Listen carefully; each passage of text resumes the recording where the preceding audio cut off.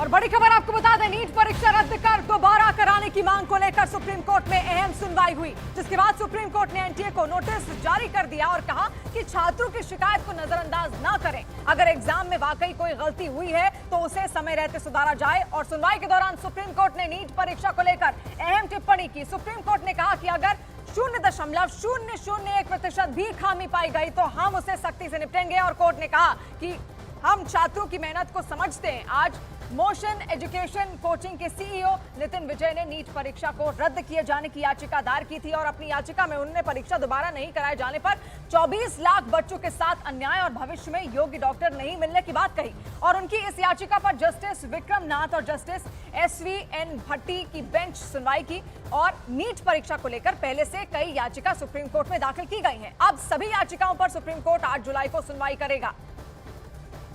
भी आज जिस तरीके का ऑनरेबल कोर्ट ने एनटीए को बोला है, उससे हमारी उम्मीद बहुत जाग गई है। हमारे पास जो पिटीशन है उसमें 20,000 स्टूडेंट्स ने वो पिटीशन को साइन रिप्रेजेंट किया अपने को, और ये 8 जुलाई को आएगी। और मोस्ट ऑफ द स्टूडेंट्स ने ये भी बोला है कि हमारा भी टाइम लॉस हुआ था।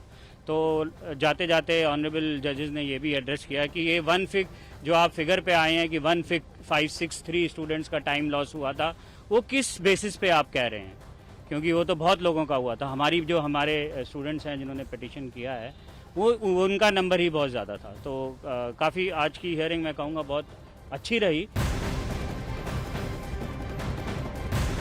और देश में नीट की परीक्षा पर विवाद बढ़ता जा रहा है। नीट की परीक्षा पर सियासत भी गरमाई हुई है। जहां एक तरफ देश भर के छात्र मांग कर रहे हैं कि नीट की परीक्षा दोबारा करवाई जाए, वहीं अब आम आदमी पार्टी भी इस विवाद में कूद पड़ी है। और नीट परीक्षा के मुद्दे पर आम आदमी पार्टी जंतर मंतर पर प्रदर्शन कर रही है, जिसमें सांसद से लेकर विधायक और पार्षद भी इसमें शामिल है। इसके अलावा आम आदमी पार्टी ने 19 जून को पूरे देश में मोदी सरकार के खिलाफ प्रदर्शन करने का ऐलान किया है।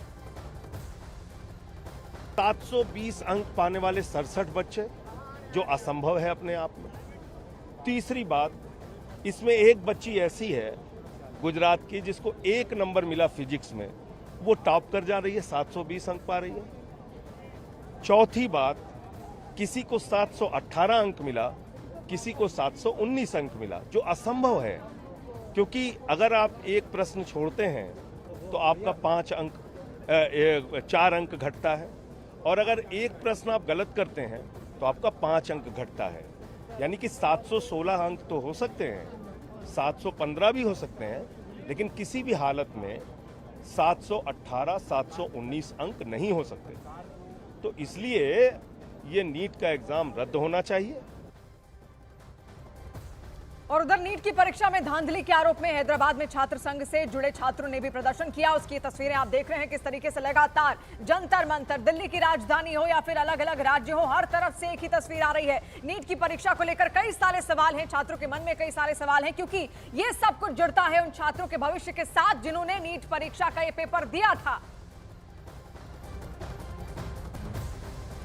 और नीट परीक्षा को लेकर राहुल गांधी ने केंद्र सरकार पर निशाना साधा। सोशल मीडिया एक्स पर पोस्ट करते हुए उन्होंने लिखा, नीट परीक्षा में 24 लाख से अधिक छात्रों के भविष्य के साथ हुए खिलवाड़ पर भी नरेंद्र मोदी हमेशा की तरह मौन धारण किए हुए हैं। बिहार, गुजरात और हरियाणा में हुई गिरफ्तारियों से साफ है कि परीक्षा में योजनाबद्ध तरीके से संगठित भ्रष्टाचार हुआ है और ये बीजेपी शासित राज्य पेपर लीक का एपिसेंटर बन चुके हैं।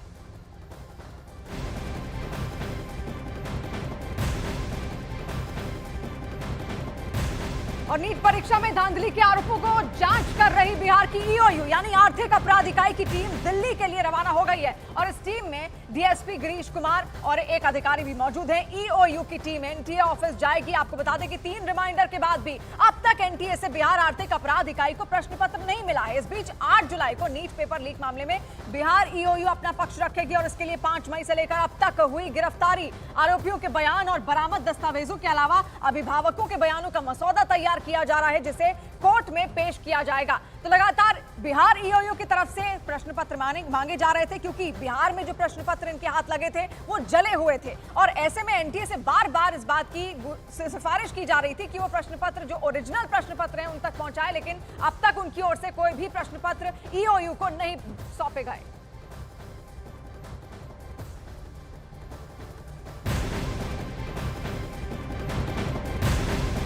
और इसी पर बहुत बड़ी खबर आपको बता दें, नीट पेपर विवाद में पटना से 19 लोग गिरफ्तार किए गए हैं। करीब 30 छात्रों से पूछताछ के बाद ये गिरफ्तारी यहां पर की गई है। बड़ी खबर नीट विवाद से जुड़ी हुई है, आपको बता रहे हैं जिस तरीके से पेपर लीक हुआ, लगातार कई सारे आरोप लगते चले गए। उसके बाद जब जांच अब की जा रही है तो कई गिरफ्तारियां भी इसको लेकर हो रही है। नीट पेपर विवाद में पटना से 19 लोग गिरफ्तार किए गए हैं, लेकिन इसके लिए करीब 30 छात्रों से यहां पर पूछताछ की गई है, जिसके बाद ये पूरी गिरफ्तारी हुई है। चंद्रमोहन इस वक्त हमारे साथ जुड़ रहे हैं। चंद्रमोहन, क्या और जानकारी, क्या और पूछताछ भी इसमें होंगी? 19 के अलावा क्या और लोग भी इसमें अभी शामिल हो सकते हैं? बिल्कुल, देखिए न्यूज़ 18 इंडिया उस जगह पर मौजूद है जहां पर जिस रात अभी तक जो पूछताछ में बातें सामने आई है, इसी जगह पर उन लड़कों को ठहराया गया था। यही वो लर्न प्ले स्कूल है, लर्न बॉयज हॉस्टल है खेमनी चक इलाके का, जहां पर उन सभी छात्रों को रखा गया था, परीक्षार्थियों को रखा गया था और यहीं पे क्वेश्चन रटवाया गया था। और दूसरे दिन सभी छात्र पहुंचे थे परीक्षा देने के लिए। एक छात्र के बयान में साफ तौर पर यह बातें सामने आई है कि 25 से 30 ऐसे छात्र थे जिनके पास एक दिन पहले क्वेश्चन पेपर पहुंचा था और उसके बाद उनको इसी जगह पर रटवाया गया था। पुलिस यहां पर पहुंची थी और यहां पर प्रभात रंजन का यह मकान है जिनको पुलिस लगातार तलाश रही है, लेकिन अब तक उनसे बात नहीं हो पाई है। वो पुलिस के नज़र से दूर है, पुलिस के पकड़ से दूर है और उनके जो दोस्त हैं जिन्होंने ये मकान दिलवाया था मुख्य सरगना को, वो भी अभी पहुंच से बाहर है। तो पुलिस लगातार तलाश कर रही है, लेकिन ये खेमनी चक इलाके का यही लर्न प्ले स्कूल है, लर्न बॉयज हॉस्टल है। आपको एक बार तस्वीर इस बिल्डिंग का दिखाने की कोशिश करेंगे, जहां पर आगे में सिर्फ गेट लगा हुआ है, स्कूल का नाम लिखा हुआ है, लेकिन अंदर में क्या होता है ये किसी को नहीं पता है। और ऊपर में छात्रों के रहने का जगह है। खेमनी चक यहां पर पहुंचने में लगातार आपके जरिए यहां पर देख पा रहे हैं। न्यूज़ 18 पर ये एक्सक्लूसिव तस्वीरें हम दिखा रहे हैं उसी कोचिंग सेंटर की जहां पर पेपर रटवाया जा रहा था। उनके जो उत्तर थे वो रटवाए जा रहे थे। पूछताछ लगातार यहां पर हुई। चंद्रमोहन, पूछताछ में क्या आपके पास कोई जानकारी और क्या कुछ सामने आया? पेपर कब दिया गया, कब इन बच्चों को यहां बुलाया गया, कब उनसे सब रटवाया गया था और इनके अलावा क्या इन 30 छात्रों के अलावा और भी इसमें शामिल थे? बिल्कुल, देखिए जो पूछताछ में बातें सामने आई है उसमें आयुष राज नाम का एक लड़का है जिसकी गिरफ्तारी हो चुकी है और उसी ने यह अपने एक बालिया बयान में कबूल किया है कि खेमनी चक का यही वो स्कूल है जहां पर 25 से 30 छात्रों को यहां पर देर शाम परीक्षा के एक दिन पहले लाया गया था और यहीं पर उनको क्वेश्चन पेपर उपलब्ध कराया गया था, आंसर शीट उपलब्ध कराया गया था और यहां से ही वो क्वेश्चन पेपर रटवाने के बाद उनको सीधे सेंटर पर ले जाके छोड़ा गया था और उसके बाद वो परीक्षा देकर वहां से निकले थे। और उसमें कई ऐसे छात्र हैं जिनसे एक दिन पहले, एक सप्ताह पहले तक 30-30 लाख का पोस्ट डेटेड चेक ले लिया गया था। तो ये बड़ा तस्वीर जो है वो सामने आया है और यही वो स्कूल है। न्यूज़ 18 इंडिया पहला ऐसा चैनल है जो यहां पर पहुंचा है। तस्वीरों में भी आप साफ तौर पर देख सकते हैं लर्न प्ले स्कूल और लर्न बॉयज हॉस्टल है ये खेमनी चक इलाके में, जहां पर पुलिस के एक बालिया बयान में आयुष राज ने यह कबूल किया है कि खेमनी चक के इसी स्कूल में इन सभी छात्रों को रखा गया था और तकरीबन 25 से 30 छात्र मौजूद थे। तो साफ तौर पर समझा जा सकता है कि पहले से तैयारी चल रही थी और जो 25 से 30 छात्र यहां पर पहुंचे थे उनको रात भर रखा गया, क्वेश्चन पेपर रटवाया गया और उसके बाद सीधे दूसरे दिन उनको एग्जामिनेशन सेंटर पर छोड़ा गया। तो ये पहली तस्वीर न्यूज़ 18 इंडिया पर सामने आया है। एक्सक्लूसिव तस्वीर हम दिखा रहे हैं उसी सेंटर की जहां पर छात्रों को बुलाकर पेपर रटवाए गए थे।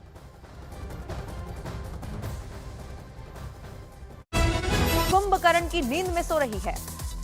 नीट मामले को लेकर आम आदमी पार्टी का दिल्ली के जंतर मंतर पर प्रदर्शन। परीक्षा के दौरान हुई धांधली के विरोध में केंद्र सरकार के खिलाफ आम आदमी पार्टी ने खोला मोर्चा। नीट एग्जाम में धांधली को लेकर हैदराबाद में सड़क पर उतरे छात्र, हाथों में तख्तियां लेकर विरोध जाहिर किया। बिहार के मुजफ्फरपुर में फर्जी नौकरी मामले में एसआईटी का किया गया गठन। पुलिस ने मुख्य आरोपी तिलक सिंह को गोरखपुर से किया गिरफ्तार। बिहार के मुजफ्फरपुर में नौकरी के बदले लड़कियों का यौन शोषण के मामले में 5 से 6 लोगों के खिलाफ हुआ मामला दर्ज। तिलक सिंह नाम के आदमी को बनाया गया मुख्य आरोपी। वायनाड सीट छोड़ेंगे राहुल गांधी, रायबरेली से बने रहेंगे सांसद। राहुल गांधी ने लोकसभा अध्यक्ष कार्यालय को दी जानकारी, पत्र भी सौंपा। वायनाड सीट छोड़ने के फैसले पर बोले राहुल गांधी, कहा यह फैसला इतना आसान नहीं था। वायनाड और रायबरेली दोनों से मेरा इमोशनल कनेक्शन। वायनाड से अपनी उम्मीदवारी की घोषणा पर प्रियंका गांधी का बयान, कहा मैं वायनाड में भी रहूंगी और रायबरेली में भी रहूंगी। आचार्य प्रमोद कृष्णम का कांग्रेस पर निशाना, कहा प्रियंका गांधी को वायनाड से चुनाव लड़ाकर उनका कद कम करने की कोशिश, प्रियंका को पार्टी का बनाया जाना चाहिए था अध्यक्ष। राहुल गांधी के वायनाड सीट छोड़ने पर बीजेपी महासचिव दुष्यंत गौतम का बड़ा बयान, कहा राहुल ने इस बार भी परिवारवाद को जारी रखा। राहुल गांधी के वायनाड सीट छोड़ने पर भाजपा राष्ट्रीय महासचिव तरुण चुग ने साधा निशाना, कहा प्रियंका को वायनाड से चुनाव लड़ाने का ऐलान कर कांग्रेस ने परिवारवाद का एजेंडा जिंदा रखा। वायनाड से प्रियंका गांधी की उम्मीदवारी को कांग्रेस महासचिव केसी वेणुगोपाल ने बताया बेहतरीन फैसला, कहा रायबरेली सीट गांधी परिवार के लिए बहुत महत्वपूर्ण। प्रियंका की उम्मीदवारी पर बीजेपी नेता आरपी सिंह का बयान, कहा बहन के लिए राहुल के मन में प्रेम होता तो रायबरेली सीट देते। बीजेपी नेता दिनेश शर्मा ने वायनाड से प्रियंका की उम्मीदवारी पर कहा कि प्रियंका का पहला चुनाव हार के साथ होगा शुरू। राहुल के वायनाड सीट छोड़ने पर बीजेपी नेता अमित मालवीय ने कहा यह वंशवाद की है राजनीति। राहुल के वायनाड सीट छोड़ने पर बीजेपी नेता नलिन कोहली का बयान, कहा राहुल ने वायनाड के लोगों को यह कभी नहीं बताया कि वो रायबरेली से भी लड़ेंगे चुनाव। राहुल गांधी के वायनाड से इस्तीफे पर यूपी कांग्रेस अध्यक्ष अजय राय का बयान, कहा राहुल के रायबरेली से सीट बरकरार रखने से पूरे उत्तर भारत में पार्टी को मिलेगी मजबूती। बीजेपी नेता अजय आलोक ने प्रियंका गांधी की उम्मीदवारी पर तंज कसा, कहा प्रियंका गलती से भी जीत गई तो लोकसभा में भाई बहन के बीच नकारेपन के लिए होड़ मचेगी। मोदी सरकार 3.0 के पहले संसद सत्र से पहले आज राजनाथ सिंह के आवास पर होगी बड़ी बैठक। सूत्रों के हवाले से खबर, एनडीए के सहयोगियों के बीच सत्र के दौरान बेहतरीन तालमेल बनाए रखने पर होगा मंथन। 26 जून को लोकसभा में स्पीकर के उम्मीदवार के नाम का प्रस्ताव रखेंगे पीएम मोदी। स्पीकर के चुनाव के बाद अपने मंत्रिपरिषद के सदस्यों को सदन में परिचय करवाएंगे प्रधानमंत्री। 27 जून को लोकसभा और राज्यसभा के संयुक्त सत्र को बुलाया जाएगा। संयुक्त सत्र को संबोधित करेंगी राष्ट्रपति द्रौपदी मुर्मू। राष्ट्रपति के अभिभाषण पर दोनों सदनों में जवाब देंगे प्रधानमंत्री नरेंद्र मोदी। 2 जुलाई को लोकसभा और 3 जुलाई को राज्यसभा में जवाब देंगे प्रधानमंत्री। डिप्टी स्पीकर के मुद्दे पर कांग्रेस सांसद प्रमोद तिवारी का बड़ा बयान, कहा अगर डिप्टी स्पीकर का पद विपक्ष को नहीं मिलेगा तो पीएम लोकतंत्र की आत्मा की करेंगे हत्या।